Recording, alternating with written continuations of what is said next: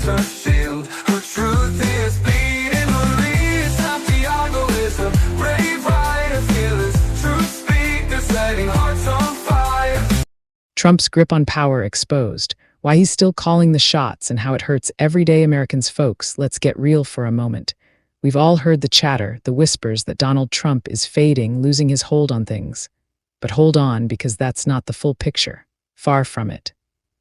Even now, in 2026, every time he dips his pen into those executive orders or backs those court rulings that slam down on ordinary people like you and me, he's chipping away at our freedoms, our safety, and our future. It's like a slow burn that's scorching everything in its path. And if we don't wake up and push back hard, especially by showing up to vote for leaders who actually care about us, we're heading straight into more trouble. Think about it this way. Power doesn't just vanish overnight. Trump might not be sitting in the Oval Office right this second, but his influence is everywhere. He's got allies in high places, judges, lawmakers, you name it, who keep pushing through policies that favor the rich and powerful while leaving the rest of us in the dust. Take those bills and court decisions he's championed or signed off on in the past. They're not ancient history, their effects are rippling out today. For example, remember how his administration rolled back protections for workers, the environment, and health care. Those moves are still hurting families. People are paying higher medical bills, breathing dirtier air, and struggling to make ends meet because of decisions made under his watch. And now, with his endorsements and behind-the-scenes maneuvering, similar stuff keeps happening. It's not weakness, it's a calculated game where he pulls strings from the shadows. But let's dive deeper, because this isn't just about politics. It's a rabbit hole that goes way darker. We're talking about layers of harm that affect the most vulnerable among us. Child victims, for starters. Trump's era saw scandals where kids were separated from their families at the border, locked up in conditions that no human should endure. And even after all the outcry, the system he built lingers, with reports of mistreatment still surfacing. Explain this to someone who's never dealt with it. Imagine a parent fleeing danger, only to have their child ripped away and thrown into a facility with overcrowding, poor care, and sometimes outright abuse. That's not a one-off mistake, it's a policy choice that echoes his influence. And it doesn't stop there. Sexual misconduct allegations have swirled around him and his circle for years. From lawsuits to settlements, it's a pattern where powerful men seem to skate by, buying silence or dodging accountability. Why? Because money talks in this world, and Trump has mastered that art.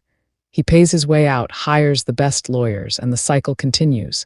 It's infuriating, but it's the truth we can't ignore. Now, layer on the hate groups. The KKK and similar outfits didn't just fade away, they got emboldened during his time. Remember Charlottesville? Very fine people on both sides, he said, giving a nod to white supremacists. That kind of rhetoric fuels division, and we're still seeing the fallout, rising hate crimes against minorities, immigrants, and anyone who doesn't fit their narrow view of America. It's not abstract, it's real people getting hurt, communities torn apart. And then there's this twisted facade, folks wrapping themselves in Christian flags while spewing hate that goes against everything the faith stands for. These aren't true believers, they're using religion as a shield for their bigotry. Pretending to follow Christ while promoting division, exclusion, and even violence, that's satanic-level deception if you ask me. They preach love on Sunday but push policies that crush the poor, the sick, and the outsider the rest of the week. And guess what? They often get away with it because the system is rigged for the elite. Trump exemplifies that. Scandals, investigations, but he bounces back every time, wallet in hand. This all ties into why we're in genuine danger if we don't act. The midterms are coming up fast, yes, even in 2026, we've got crucial races that could shift the balance. If we sit on our hands or buy into the both sides are the same trap, we're handing the keys back to authoritarians. Sure, I get it, politics feels like a bird with two wings from the same body. Democrats aren't perfect. They've got their flaws, their corporate ties, their slow walks on big changes. But let's be clear. At least they're not out here dreaming of owning people like property or turning America into a playground for the ultra-rich only. Democrats push for things that help real folks, the elderly who need social security to survive, the disabled fighting for accessible services, and low-income families relying on programs like food stamps or housing aid. Trump's crowd, they've tried to gut those very lifelines, calling them handouts while funneling billions to corporations and the wealthy. If Trump were truly weak, we'd see real change. His executive orders against immigrants, workers' rights, and environmental protections would be history. ICE, the agency that's become a symbol of fear for so many, would be reformed or dismantled, not still operating with the same harsh tactics. Families wouldn't be torn apart at borders, kids wouldn't be in detention centers. But no, he's not weak. He's resilient in the worst way, using his platform, his money, and his loyalists to keep the fight going. Look at how he's influenced recent court battles. Rulings that limit voting rights, roll back reproductive freedoms, and protect big polluters. Each signature, each endorsement is a blow to us, the everyday Americans trying to build better lives. So, what's the way out? We vote blue not because it's a magic fix, but because it's the smarter path forward. It stops the bleeding from authoritarian tendencies. Electing Trump or his clones again, that's like inviting the fox back into the henhouse. We need leaders who expand health care, protect the environment, and stand up for justice, not ones who divide us for personal gain. This isn't about blind loyalty to a party, it's about survival. Our democracy hangs in the balance, and every vote counts. If we turn out in force, we can dismantle the structures he built, hold the guilty accountable, and build something fairer, but it goes beyond voting. We have to call out the hate, support the victims, and demand transparency. For those child victims still suffering from past policies, we push for reunifications and reparations. On sexual misconduct, we back survivors and reform laws so no one buys their way out. Against the KKK and hate groups, we educate, organize, and legislate to strip away their platforms. And for those fake Christians peddling hate, we expose the hypocrisy, reminding everyone that true faith is about compassion, not control. This is our moment to stand tall. Trump's not done wreaking havoc unless we make him irrelevant. By voting wisely, speaking up, and holding power accountable, we protect our kids, our communities, and our country. Don't let the narrative fool you. He's still in the game and we're the ones paying the price. But together, we can change that story. ICE's border boss drops Bombshell on Fox, targeting Trump opponents. Hey everyone, welcome back to the channel where we dive deep into the stories that matter most, the ones shaping our world right now. Today, we're talking about something that's got a lot of folks worried, and for good reason. It's about power, control, and what happens when those in charge start bending the rules in ways that hit close to home. I'm going to break it all down for you step by step, using simple words so everyone can follow along. We'll look at the facts, the statements, and what this could mean for everyday people like you and me. Stick with me because this is important, and by the end, you'll see why we all need to stay alert and involved. Let's start at the beginning. You might have heard the name Tom Homan. He's the guy President Donald Trump picked to be the border czar, basically, the top official in charge of immigration enforcement under the new administration. Homan has a long history with Immigration and Customs Enforcement, or ICE, which is the federal agency responsible for handling deportations and border security. Back in the first Trump term, he was acting director of ICE, and now he's back in a big role, overseeing what the administration calls the largest deportation effort in American history. This isn't just talk, it's action that's already underway with raids happening across the country. Now, here's where things get really concerning. In recent interviews on Fox News, Homan has been very open about how ICE is operating. He's not holding back, speaking with a lot of confidence and authority. One key thing he's said is that ICE isn't just going after people with serious criminal records. No, they're casting a wider net.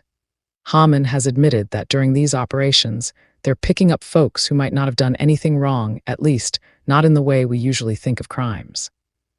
He calls these collateral arrests, which is a fancy term for grabbing people who happen to be in the wrong place at the wrong time during a raid.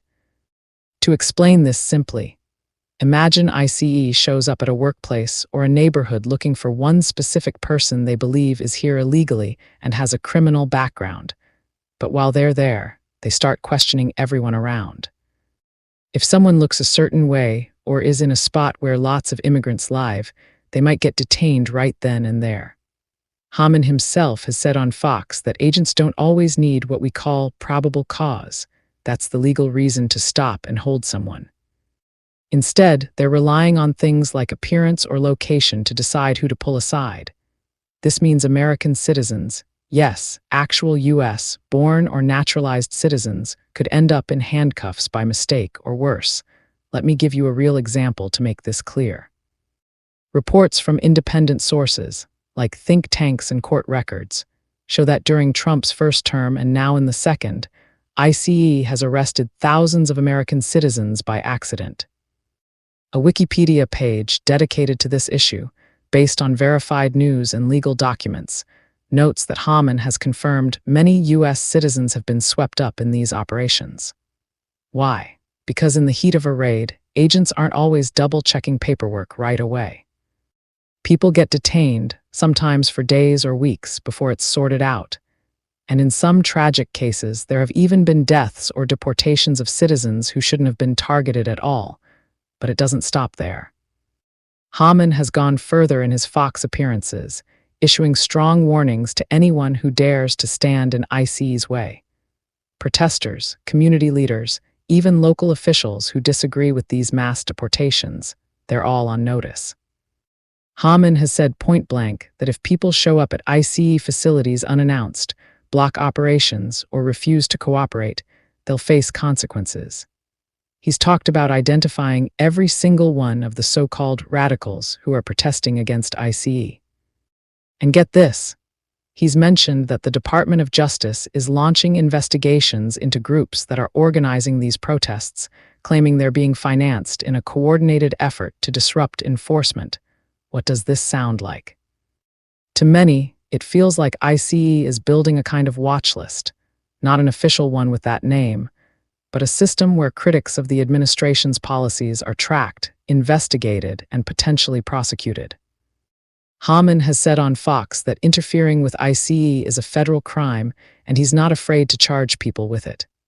If they want to keep going down that road, he warned, we're going to prosecute them first, put them in jail, and then deport them if we can. Now, deportation might not apply to citizens, but the jail part sure does. This isn't just about immigrants, it's about silencing dissent.